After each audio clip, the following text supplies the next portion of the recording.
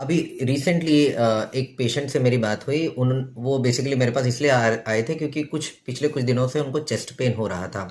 उन्होंने मुझे कहा कि सर मैं डेली 1 घंटा एक्सरसाइज करता हूँ, इंक्लूडिंग मैं बैडमिंटन खेलता हूँ, कार्डियो करता हूँ, वेट ट्रेनिंग भी करता हूँ, डेली 1 घंटा तो पक्का है।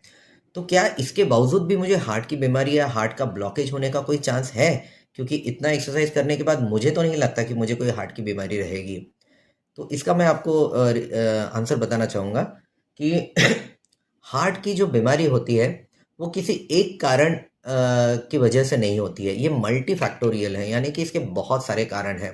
अगर आप रेगुलरली डेली अच्छी तरह से एक्सरसाइज कर रहे हैं तो यस, डेफिनेटली आपको हार्ट की नस का ब्लॉकेज होने का जो रिस्क है वो काफ़ी हद तक कम हो जाएगा। लेकिन क्या ये ज़ीरो होगा?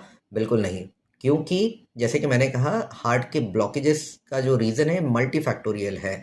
जैसे एक्सरसाइज के अलावा भी आपको बाकी की चीज़ों पे ध्यान देना ज़रूरी है।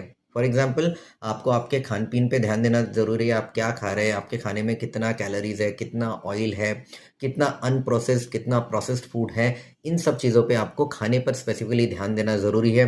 दूसरा, अगर आप स्मोकिंग कर रहे हैं तो ये और एक रिस्क फैक्टर बन जाएगा। आपने देखा होगा कई सेलिब्रिटीज़ जिनकी हार्ट अटैक से डेथ हुई है, उनको हार्ट अटैक हुआ है, वो बिल्कुल फिट है। तो फिर उनको हार्ट अटैक क्यों हुआ? तो ये हमें पता चलता है कि इनमें से बहुत सारे सेलिब्रिटीज़ को या तो स्मोकर्स है या फिर उनको बहुत ज़्यादा स्ट्रेस है।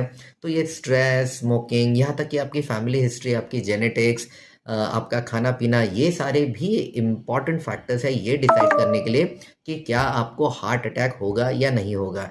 सिर्फ क्योंकि आप एक्सरसाइज अच्छी तरह से कर रहे हैं इसलिए आपका हार्ट अटैक का रिस्क खत्म हो जाएगा, ऐसा ज़रूरी नहीं है।